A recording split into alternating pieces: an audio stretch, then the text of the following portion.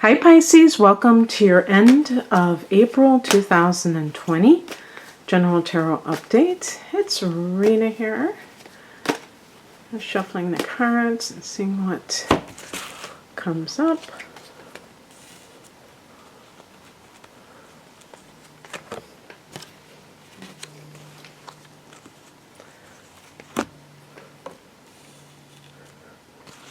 Oh, I love that. It's so true to me, what it represents.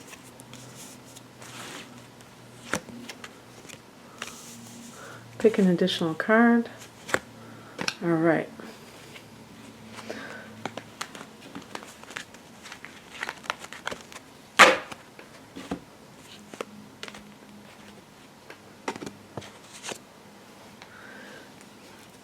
What I was going to say, the first thing that came to mind, I was talking with my partner, and he was mentioning George Harrison, and how George, being a Pisces, was telling this guru that the Pisces symbol was fish swimming in opposite directions. Like, how can I be more that he's of two, different paths, or can't sustain it. And that was the first thing I thought, because I had actually read that Pisces is one of the signs that has a lot of indecision. And then I read somewhere else that indecision is second guessing yourself, and that just really resonated with me. So it's kind of like people who are indecisive, and obviously it's not just Pisces and Libra who are indecisive, and maybe Gemini. Or was it Gemini? It might have been Gemini that I read this, but I have a feeling Pisces, you also have issues with being decisive. And what they were saying is that like a lack of confidence in your own perceptions and your own ability to make the right decision. So you second guess yourself. And definitely with swords, there's like that mental activity and maybe overactivity. Definitely when you get a 2, there's duality. There's like, or there's some kind of a choice. But that's what we call it binary thinking, where people think it's just black or white, and I have to choose this or that. And sometimes you can choose neither, or you can choose both. You don't have to eliminate one from the other, So sometimes it's just a matter of reframing whatever it is that you're kind of at a crossroads. But it certainly shows this crossroads. Now, one thing that's always interesting about how this card, which is faithful to the Rider-Waite, is showing the person who's blindfolded. So, and even the moon can indicate deception. So the person could be deceiving themselves by thinking they even have a choice. Sometimes, like for instance, if this is a relationship issue, and you're thinking, I wonder if I should stay with this person after they've cheated and there's no accountability on their part. And so, yeah, I wonder if I should stay with this person. And that person doesn't even care. It's not, they're not even really involved, and you're focused on what they, you're still focused on the relationship, and they aren't respecting the relationship. So it's kind of one of those situations where there may be denial going on. Let's see if we can nail this down a little bit. The past influence is the 5 of Wands, which is a card of conflict. And so if it's, and I did get a card about leaving that kind of drama behind, so that you can embrace peace in your life. And this card is about that drama, that conflict. Definitely could be a work situation where it's a dog-eat-dog environment, very competitive, and yet you're afraid to leave, because even if it's had a negative impact on you, something makes you afraid of leaving. The fear of the unknown, perhaps. Same with a relationship. And in the higher message, this is why I said it's so beautiful, the Fool. The zero, the unknown quantity, the unknown, embracing the unknown, walking a new path. And this is the spiritual message. So it's about not needing to know where you're going, embracing the mystery. And the reason I love this so much is because I do think life is a journey and an adventure, and when people want it too pre-digested, I have to wonder why. Like, what is the attraction of having something so predictable? I don't understand why people think that way. But I mean, in a sense, I get that they may be fearing the unknown, and it could be worse than what they have right now. But as far as I'm concerned, life is about expansion. So anytime that a person doesn't make a change because they're afraid of what could happen, they're kind of playing small.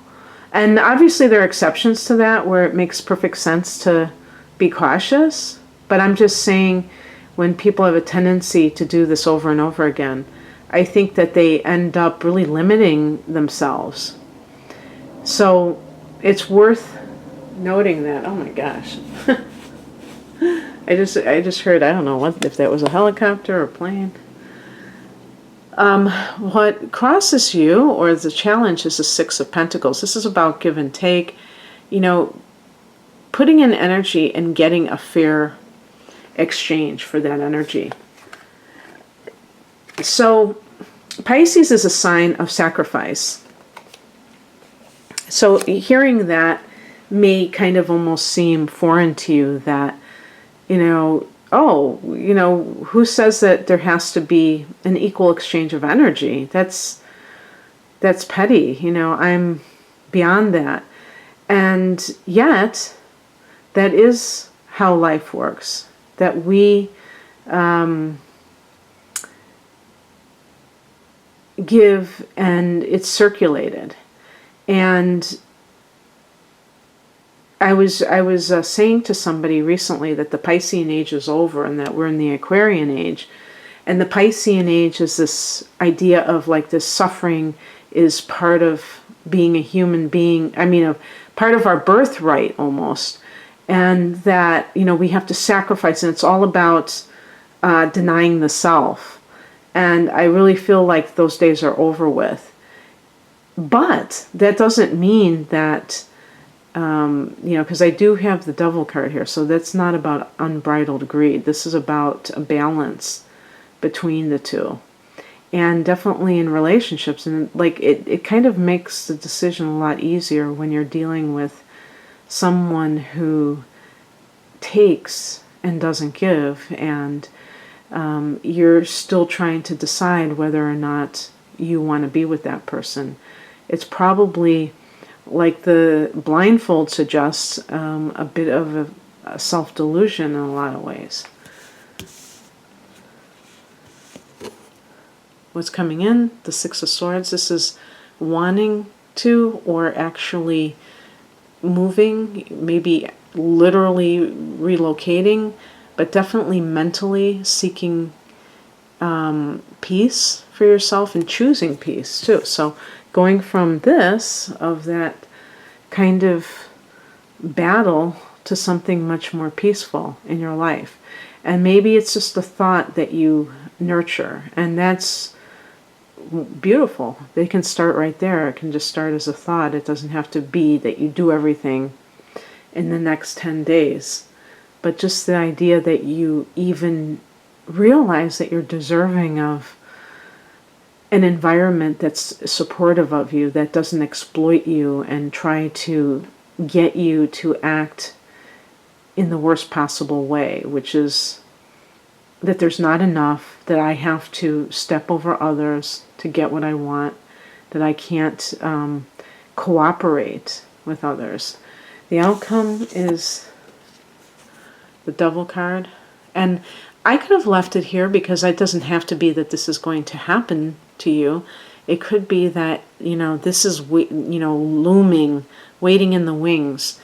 Keep your eyes on the prize of what you want in life, because the devil card can speak about lust, greed, and, excessive materialism, a rejection of the spiritual. And it's like kind of a cautionary tale. If you do not leave a situation, you could get consumed by that. That, this is something that, if this is a relationship, for instance, the Five of Wands may speak of a lot of fighting. If you, Pisces, have Venus and Aries, you may think that conflict is a spice of life, that's what makes relationships really kind of lively and things like that, not realizing that, no, it just creates a lot of stress and it's not really what you want. And I picked an additional card and I got the Ten of Pentacles, which is more sedate, more, I would say, I was going to say the word that came to mind is structured, but really what I mean is that it's more secure. It's more, the fire or the Wands energy is very volatile. And this is very solid. And, talking about romance and saying solid doesn't sound very appealing, sometimes, but it sure beats the drama. And this is a card of generational wealth. So if you're somebody who is debating whether or not to stay in a situation at work or to go, you never know what you may attract if you take that chance. Obviously, it should never be a foolish risk, but that's all relative anyway. But a calculated risk, I think they call it. But in any case, I hope that this gave you something to think about at the very least. If you would like a personal reading, the link is below to my website, rainandmoonastrology.com. Thank you for watching, Pisces. By the way, speaking of George Harrison, he has a song on his last album. George Harrison's last album is called Brainwashed, which was really funny because he had like 2 crash test dummies propped up against the TV or looking at the TV. And that's kind of what he really thought about society, I think. And, so he has a song on that last album, which I think is really has some great songs on there, called Pisces Fish. I'm a Pisces fish. So if you have, stayed this far, I hope that you'll check it out on YouTube, because that might become your theme song. Okay, take care. Bye.